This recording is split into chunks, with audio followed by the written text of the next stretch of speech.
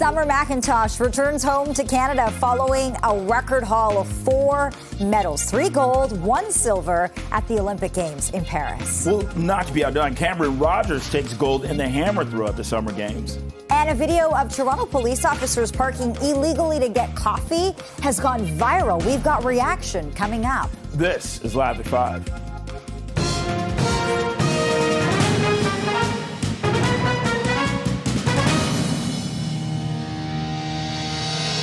Good evening. I'm Bakari Savage. And I'm Lena Latifat. Thank you for joining us here on Live at 5. We start with a golden day in athletics for Team Canada at the Summer Games in Paris. Cameron Rogers taking gold in the women's hammer throw with a throw of nearly 77 meters. The 25-year-old from Richmond, BC, beat the runner-up by over a meter. She's the first Canadian woman to medal in the hammer throw at the Olympics. Rogers' win completed a golden Canadian sweep after Ethan Katzenberg of Nanaimo, BC, won the men's event Sunday. And swimming sensation Summer McIntosh is back in Canada after a record-setting performance at the Paris Games. She talked about the experience after arriving at Pearson Airport this afternoon.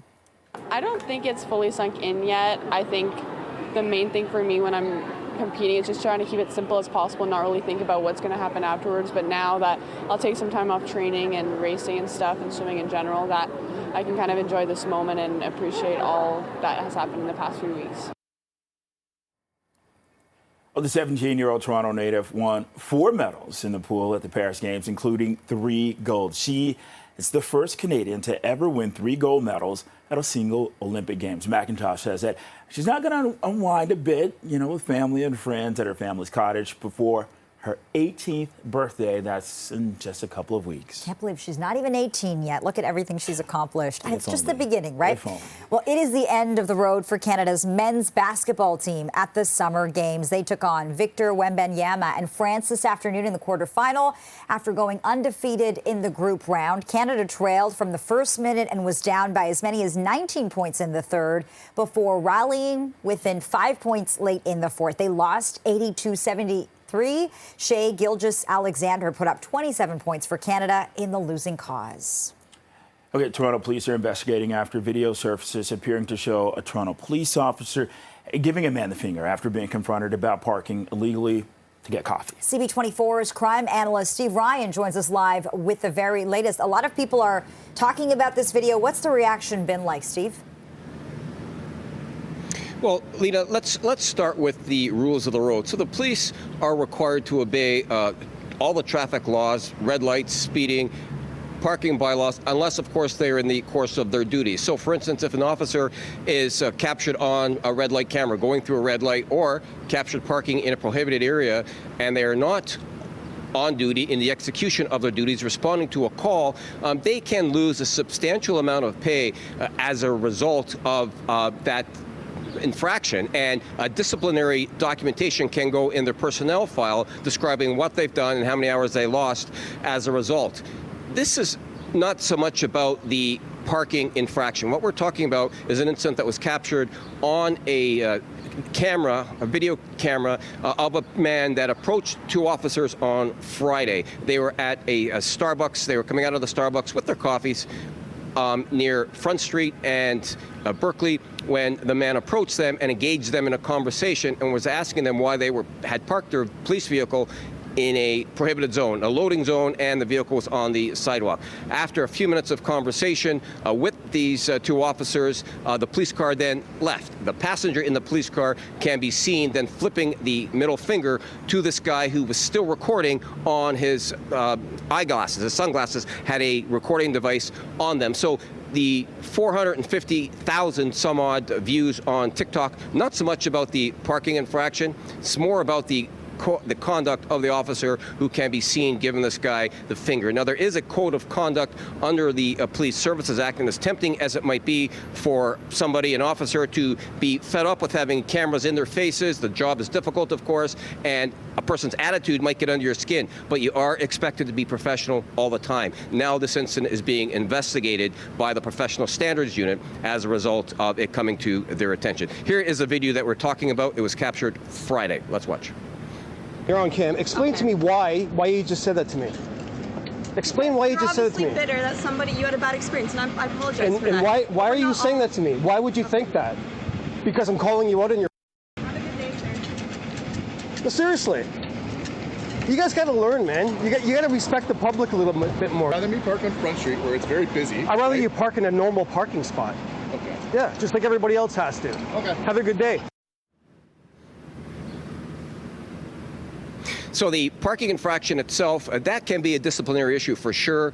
More so the finger being flipped by the officer, that could be a breach of the code of conduct, and that is even more serious of a disciplinary issue than the parked car. We did speak with John Reed from the Police Association as well, and here's some of what he said. Let's listen. We have an officer here who is out, in the community, and it demonstrates once again how often our officers are videotaped. And also how this individual here almost appears to be trying to bait them into conversation, using foul language. The officers try to disengage with this individual, and obviously he must have followed them, or they have another connection down the street where they engage again. We've had countless examples recently of officers being videotaped, being treated very, very poorly, and I'll be honest, it gets frustrating. Knowing that you're being videotaped, what may have not caused this to go viral across the internet would have been for the officer. And of course, armchair quarterbacking is always easier to do when you're not in the heat of the moment. But acknowledging to this person that, yeah, you're right, we were parked in a prohibited zone. Here's my name, here's my badge number, and here's where you can go to complain if you wish to do so. That may have minimized this situation, but now, given the actions of this officer, this has gone viral, and now it is a situation that's being investigated by Toronto's Professional Standards Unit. Send it back to you guys. All right, so that incident under investigation, as you just said. Steve, thanks so much for this. Okay, it's 5:07, 20 degrees. Let's get a check on the commute with CP24's traffic specialist, Adjoa Ntiyabois. Adj. Yeah, we're getting a bit of light rain and definitely seeing a lot of volume delays, especially heading into Burlington and Hamilton, Bakari and Lena. So it's a slow go on the QEW in particular. Barely moving Niagara-bound lanes start from Appleby line, and they do not continue to reopen, at least through the rain. Once you pass about Grays Road, saw some heavy rainfall coming down through here, so that is a reason why it is oh so slow this time of day. Usually things start to ease off through here. Headed towards the 401, looks like all earlier issues have cleared, but not seeing too much rain, so that's a good thing. And then further east delays into Durham. And if you're headed towards the southbound lanes of the 400, jam from Finch onto the 401 ramps. Speaking of the 400, outside of Camera View, northbound 400 up at Dunlop and Barrie. Crews dealing with a collision, tying up the two left lanes. And we have this ongoing serious collision in North York. Northbound Finch, northbound actually Weston Road blocked north of Finch at Kenhar for a collision cleanup. I'll send it back to you. This CP24 traffic report is brought to you by 407 ETR. Enjoy the journey with a stress-free commute. Okay, so speaking of traffic, a new project is soon tie up one of the major routes out of the east end of downtown. We're talking about the Adelaide Street and Eastern Avenue Bridge over the Don River. Yeah, that is up for road reconstruction, and the work could begin as early as this month. CTV's Natalie Johnson has that story.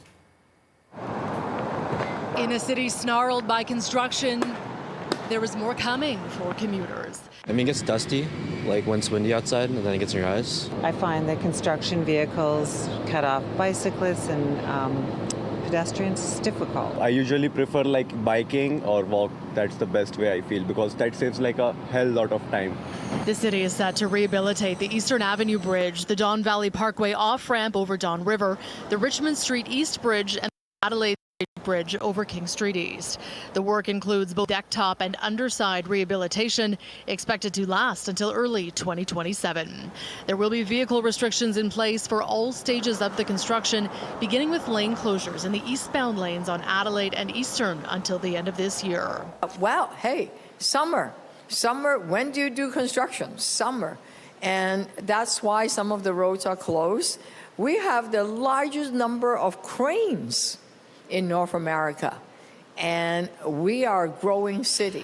And some residents agree this is the price of progress. Hey, somebody has to construct it. If not, it will be like the city will be broken apart. So development is good. I like it. You can choose to be annoyed by these things, or you can choose not to be.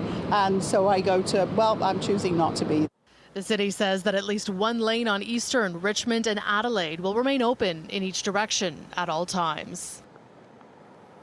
And also there's this, a heads up for TTC riders that early closures on a stretch of Line 1, they begin tonight. There will be no subway service between Lawrence West and St. George stations beginning at 11 p.m. due to track work. The early closures will continue nightly through Friday. Shuttle buses will be running and regular service will resume each following morning at 6 o'clock. Well, a driver was arrested after a crash into a Cafe Tio patio. Listen to this. It happened shortly after 4 o'clock this morning. This was at Young and Richmond. The vehicle rolled over onto the patio. It caused a lot of damage, and police say that the driver refused a roadside screening test and was arrested right there at the scene. City crews have been called to repair the barrier. An early morning demonstration disrupted traffic in the Jarvis and Lakeshore area. Police say about 40 people made their way along Jarvis, closing both the north and southbound lanes near Lakeshore. Paramedics confirming they responded to reports of a pedestrian hit in that area, but did not take anyone to hospital. Well, the woman has been charged with first-degree murder after human remains were found in a West End apartment. So the remains were found along with chemicals inside a unit in the area of Western Road and Black Creek Drive. This was in late June. Police have since identified the victim as Selvin Paz Mejia, a 40-year-old man from Honduras. 22-year-old Mariana Hernandez was arrested a month after the discovery and is facing multiple charges. A man wanted in the murder of Elnaz Hajtamiri has been arrested in California. 35-year-old Deshaun Davis was arrested in California yesterday on an unrelated warrant. Police say Hajtamiri was kidnapped from her Wasaga Beach home in January of 2022. Multiple people have been charged in her abduction, including her ex-boyfriend, who was also charged with first-degree murder. Police continue to appeal for information in the 37-year-old's disappearance. The city is launching a program to revitalize recreation centers all across Toronto. Yeah, Mayor Olivia Chow joined the effort today by helping put a new coat of paint on the Port Union Community Center that's in Scarborough. The initiative will see 30 recreation facilities refreshed with repairs and repainting by the end of next year. These centers are chosen based on the highest need, highest use, plus where they are in the city. We are also upgrading the very important spaces with refreshed seating areas, new device charging stations, because, you know, sometimes by the time you finish school or you are working on your phone, you need to charge up your phone. And that will cover all of 126 city-owned centers by the end of 2024. In addition to those charging stations you just heard Mayor Chow mention, public Wi-Fi will be added to all community centers in the city by the end of this year. It's 5:13 now, 20 degrees. You're watching Live at 5. Kamala Harris announces her pick for a running mate in her bid for the White House. Minnesota Governor Tim Walz is her selection. We're going to be hearing from her this hour. Stay with us for the latest.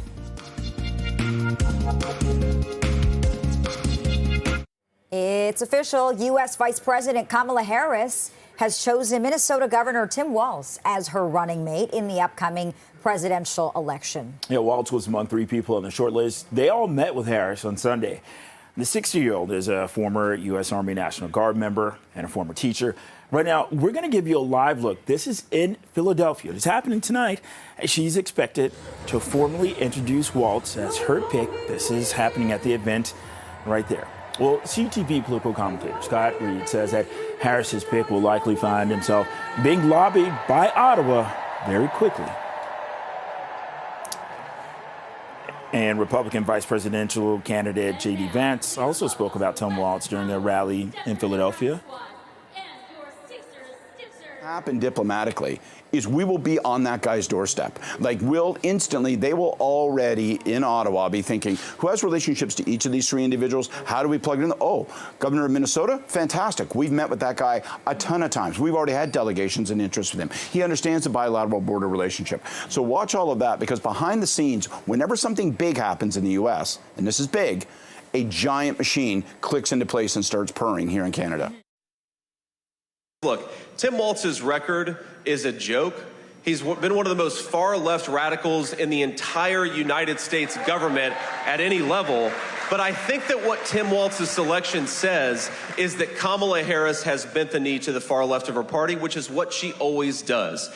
Kamala Harris listened to the Hamas wing of the party. She selected Tim Walz, a guy who wants to ship more manufacturing jobs to China, who wants to give illegal aliens driver's license, and who wants to make the fentanyl crisis that we just heard about so much worse because he refuses to do his job. Trump's running mate wasting no time with that attack. This is another live shot out of Philadelphia tonight. Check out that crowd.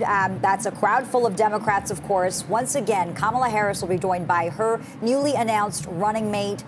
Later this hour, she's expected to take the stage at 5:30. We can also tell you Harris formally secured her party's presidential nomination last night after 5 days of online balloting by Democratic National Convention delegates. What a whirlwind it has been in American politics. Okay, taking a look at some of the headlines around Canada, residents of Jasper whose homes were damaged or destroyed in the wildfire, they were able to see some of the devastation in person for the first time. Bus tours were scheduled to begin on Sunday. However, they were postponed following the death of a 24-year-old firefighter on Saturday. Buses departed. Buses left from Hinton and Edmonton carrying 62 passengers.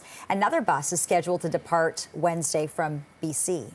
Well, Prime Minister Justin Trudeau was in Alberta on Monday to visit the Jasper Wildfire Command Center. During his visit, Trudeau was briefed on the wildfire response by leaders at the Unified Command Unit in Hinton. He also met with fire crews and evacuees. More than 20,000 people were evacuated from Jasper nearly 2 weeks ago as the wildfire inched closer to the area. The national park and town site, they remain under an evacuation order. 9 people are dead after an overloaded SUV lost control and rolled into a canal in Florida. Police say 10 people were traveling in a Ford Explorer in the town of Belglade when the driver failed to negotiate a curve in the road. The vehicle hit a guardrail and landed upside down in the water. 4 people were pronounced dead on scene, while 5 others died in hospital. A 26-year-old passenger survived and has serious injuries. Well, Japan's benchmark stock index bounced back today after it suffered losses yesterday that sent Wall Street and European markets tumbling. The Nikkei, it climbed more than 10% by the end of trading with record daily point gains. The rally erased most of the losses from the previous day's rout. That's when it fell 12%. It was the index's worst single day since the 1987 sell-off known as Black Monday. World markets, they've been shaken by fears the U.S. economy may be slowing down too much. The federal government is monitoring the situation with the country's railways as talks continue in the hopes of avoiding a strike. The Labour Minister met with leaders from Canada's 2 major railways yesterday, as well as the union representing thousands of rail workers. The group discussed the consequences a strike by rail workers could have on the country's economy and supply chain. Around 9,300 workers at Canadian National Railway and Canadian Pacific Kansas City Limited could walk off the job if an agreement isn't reached by Friday. That's the deadline. All parties say they want to continue negotiating. Right now it's 5:19, 20 degrees. This is Live at 5. And Conservative leader Pierre Poilievre was at a food bank in Mississauga today. This is ahead of a fundraiser here in Toronto tonight. We'll have more on this after the break.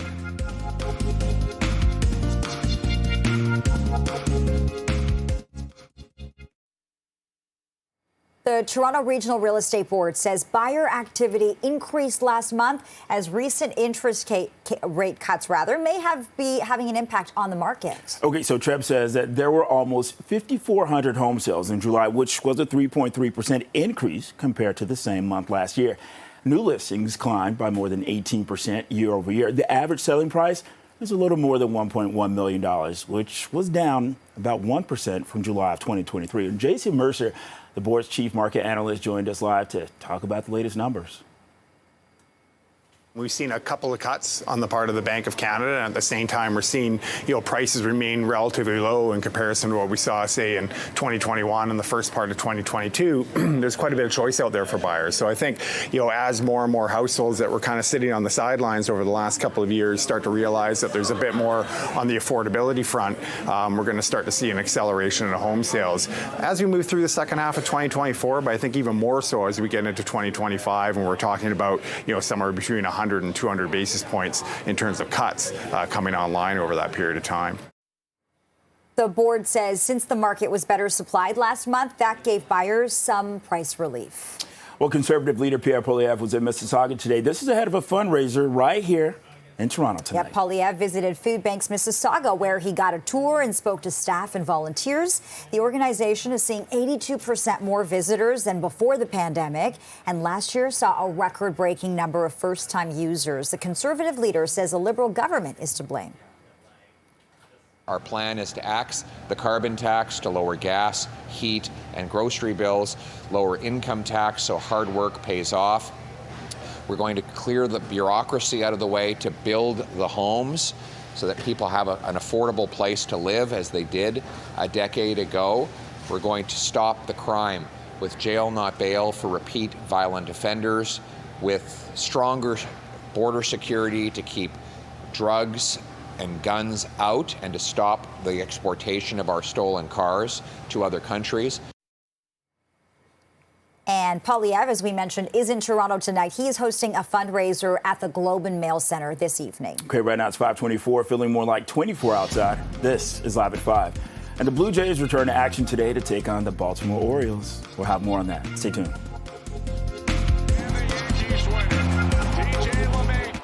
Francis is 1-1. Welcome back. The Blue Jays return to action today to take on the Baltimore Orioles. Yeah, Toronto is looking to bounce back following a 4-3 loss to the New York Yankees. That was Sunday.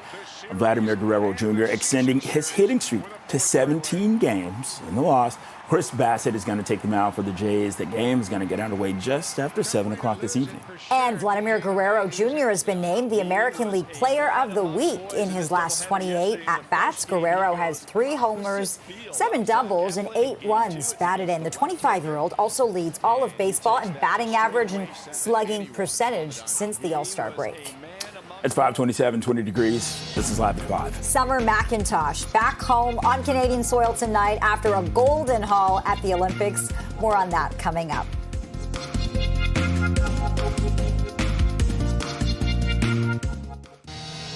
A video of Toronto police officers parking illegally to get coffee. It's gone viral. We have a reaction coming up.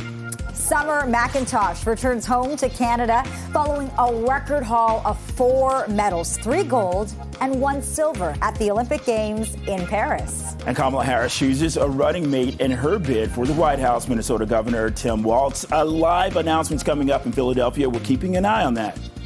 And this is Live at 5.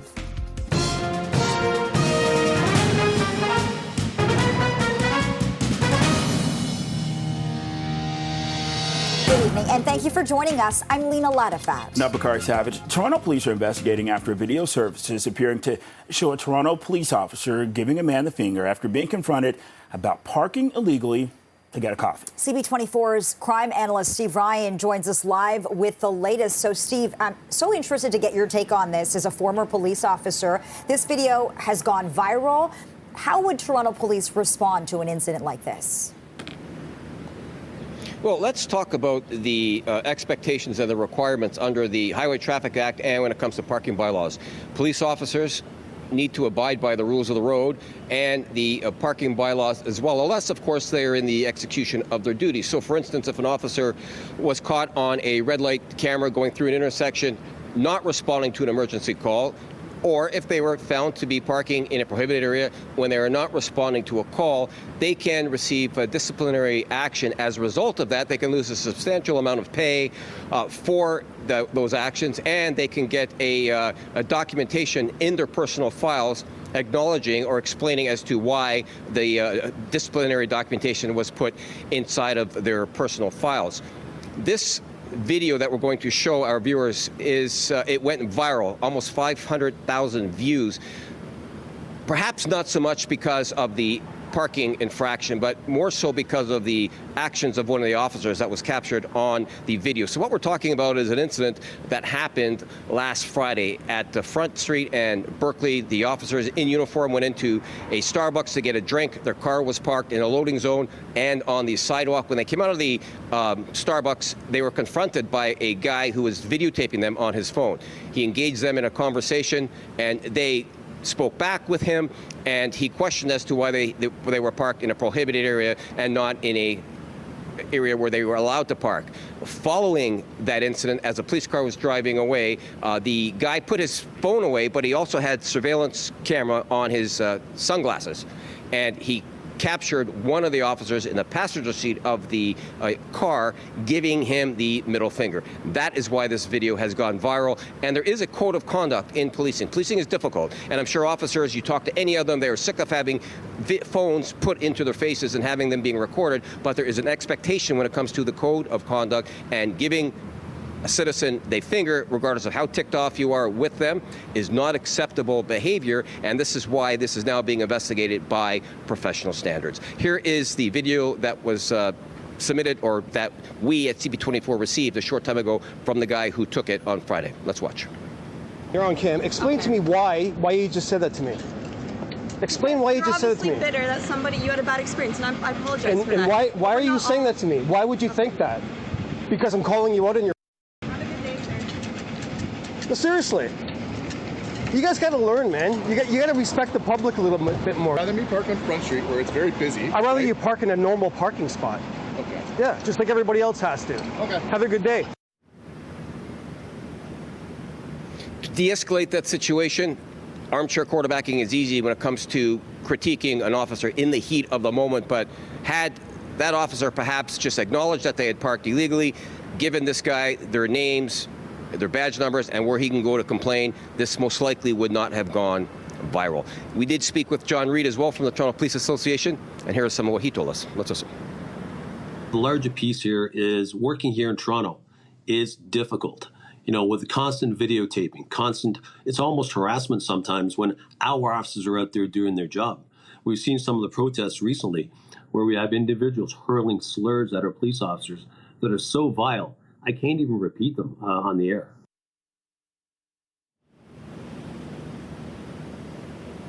No doubt difficult policing in the city of Toronto. It's very dangerous, and everybody has a phone out recording the actions of a police officer, but there is a code of conduct that is expected on all police officers, and that is what's going to be more of this investigation rather than the parked car. There is a directive out which says that police cannot park in prohibited areas. That'll be part of this investigation for sure, but it will be the conduct of that officer giving this guy the middle finger, which would be more troubling when it comes to this investigation. Send it back to the desk. All right, Steve Ryan reporting live tonight. Thank you, Steve. Okay, it's time for a check on traffic with CP24 traffic specialist, Adjoa NCI Bois. Good evening. Oh, good evening, Bakari. And, you know, just watched a problem clear, so a little bit better on the drive on the westbound lanes of the 401. It was a transport truck that was stalled in the collectors. Did have the left lane blocked. Watched it clear. Still quite the delay, though, from before the DVP. So just a heads up as you make your way through. Speaking of the DVP, remains typically slow for this time of day from Don Mills up to the 401, and definitely seeing those busy pockets on the Gardner westbound exiting and making your way in to the downtown core because of the long-term road work. On city streets, ongoing problems, a collision blocking lanes on King and Dunn. I'll send it back to you. Adjoa, thanks so much. A heads up for TTC riders that early closures on a stretch of Line 1 begins tonight. Okay, here's what that means. There will be no subway service between Lawrence West and St. George stations beginning at 11 p.m. due to track work. The early closures will continue nightly through Friday. Shuttle buses will be running, and regular service will resume each following morning at 6 o'clock. And a woman has been charged with first-degree murder after human remains were found in a West End apartment.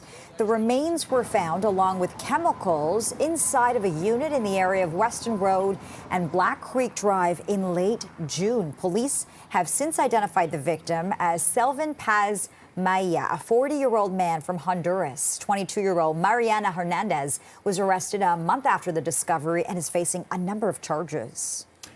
And a man wanted in the murder of Elnaz Hashimiri has been arrested in California. 35-year-old Deshaun Davis was arrested yesterday on an unrelated warrant. And police say that Hashimiri was kidnapped from her Wasaga Beach home in January of 2022.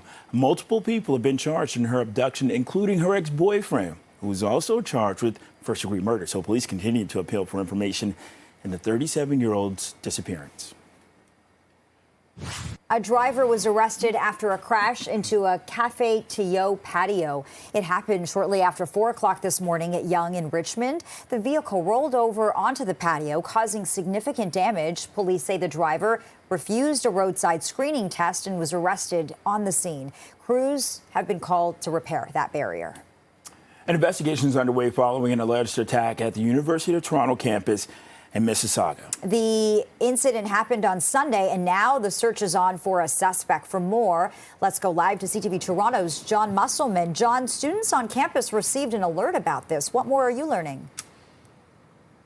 Well, they did. They received an alert from the university. Now, the university has not confirmed whether this was a student at the campus here at Mississauga, but they do confirm that the attack happened on the second floor of the Communications Cultural Technology building, and it happened around 2:30 on Sunday afternoon. A suspect fled the scene. The university is now working with Peel Regional Police to try and find this suspect. They say that the victim suffered some minor physical injuries. We learned information from students today that it did happen on the second floor and the victim was able to scream for help. Now, anyone with information about this is asked to call Peel Regional Police or Crime Stoppers, but a lot of the students here were saying that in August it is quieter on the campus, but they'd like to see beefed up security. They think that may have been a factor here because there's less students on the campus at this time of year. Reporting live in Mississauga, I'll send it back to you. Okay, CTV's John Musselman, thank you. It's now 5:38, 20 degrees. You're watching Live at 5. Residents of Jasper are able to survey the damage for the first time since a devastating wildfire we've been telling you about. We'll have more on that coming up. Stay with us. Okay, we do have a warning. The details in the story may be disturbing to some viewers. Yeah, a woman who CTV is identifying as Lee is speaking out about a dark experience from her 20s, allegedly at the hands of billionaire Frank Stronach. The woman, who is now 65, sat down with CTV National's Judy Tran to share her story. This is you at the time. Tell me about what you see. I was very happy working at the Boren Hangar. The photo is from 1980. That summer, Lee was hired by Frank Stronach to work on his private farm to care for his racehorses. At that time, Stronach had already made millions with his company Magna, manufacturing auto parts. He was just beginning to build his stable of thoroughbreds. Lee was 20 years old, about to turn 21. Her co-workers suggested celebrating her birthday at Stronach's restaurant, Rooney's, in downtown Toronto. Just a nice dress that I usually wore to church on Sundays. It wasn't anything outrageous. She says that before she even looked at the menu, Stronach came to the table and poured champagne for the three women. I gave in to peer pressure, and I did have some champagne, but I don't think I drank that much champagne, but suddenly I was on the dance floor and he was holding me really, really tight, and I was trying to get away, and then he pushed my dress up, and he tore my pantyhose and just put his fingers inside of me. The rest of the night was a blur. Lee remembers waking up hours later in a room near the Toronto Harbour with no recollection of how she got there.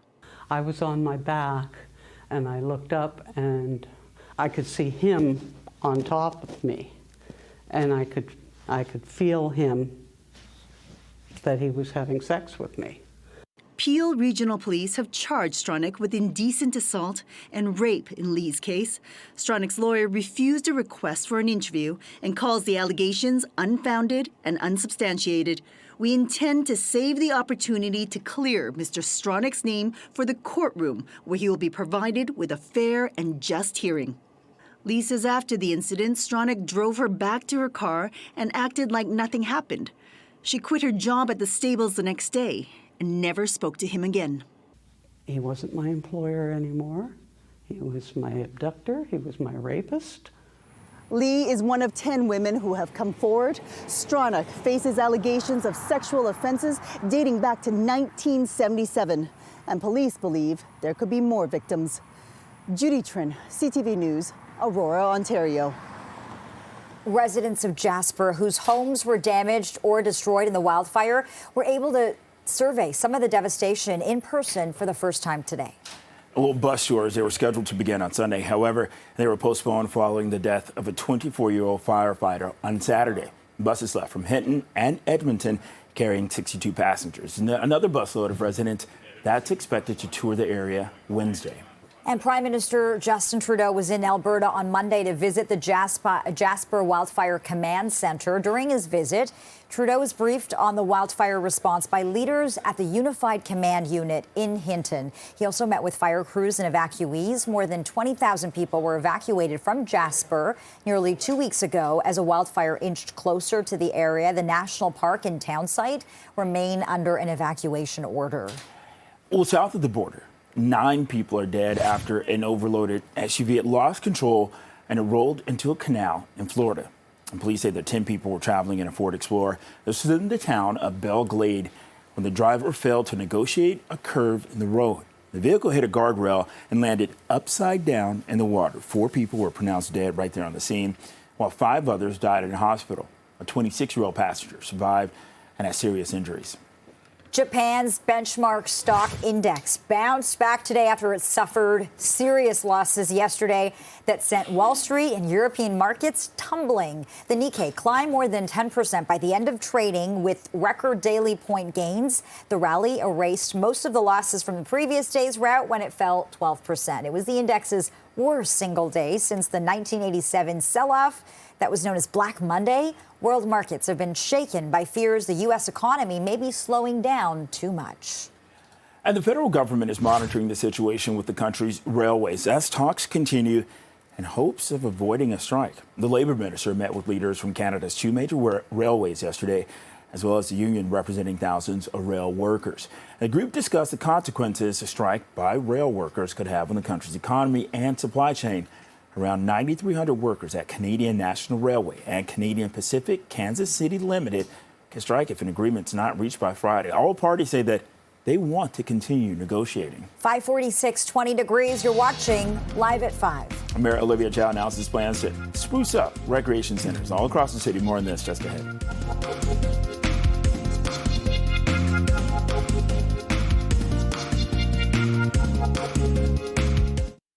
The city's launching a program to revitalize recreation centers all across Toronto. Mayor Olivia Chow joined the effort today by helping put a new coat of paint on the Port Union Community Centre. That's in Scarborough. The initiative will see 30 recreation facilities refreshed with repairs and repainting by the end of next year. We are fixing things that are not working, and we'll have Wi-Fi access throughout all our community centers, just like our libraries, which is very important. We have it in most of them, but not complete. We want to make sure everybody can stay connected and engaged. And when we revitalize spaces in the community center, people feel welcome. They feel that it's a place where they could belong. Okay, as you just heard the mayor say, it's also going to bring charging stations and public Wi-Fi to all community centers in the city. That'll be by the end of this year. Well, the Toronto Youth Cabinet is calling on City Council to create a summer youth employment program to help 10,000 kids get jobs beginning next year. The proposed Summer Youth Employment Program is more than just a job creation effort. It's an investment in our city's future. The Summer Youth Employment Program will help bridge the gap between youth and the labor market, offering valuable paid work experience, skills development, and a pathway to future employment. But listen, a job, internship, paid work experience, it's more than just putting money in the pockets of a young person to help their family. It's a way to provide exposure to our youth and to show them that there's a world out there that they deserve to be a part of. Representation is one of the most important things that we can see, that we can have. To see someone that looks like us, to know someone that is us, did what we were trying to do, what we couldn't do, and what we want to do is probably the most valuable information we can have, because it helps to pave a pathway for direction. I've had the privilege of having a lot of that in my life, and I'm so grateful to have had that and to have this opportunity to share that with you. Kim Patel is the Vice President of Employment and Training at the Neighborhood Group, and she talked to us about the importance of providing opportunities to young people, as well as the challenges that groups like hers are facing. We know that the best indicator of future labor market success is getting into the labor market early. High school students need to work in the summer to get access to a success later on. But youth need help to get this summer work. And that's why we're asking for the city's support to create 10,000 summer jobs in 2025. We need to invest in our youth today to ensure their future success. And 200 people attended today's summit at City Hall, including 130 Black, Indigenous, and newcomer youth, to appeal to the city for more funding for jobs. Right now it's 5:52, 20 degrees. This is Live at 5. And Bianca Andreescu is playing center court at the National Bank Open tonight. We're going to have more on this just ahead.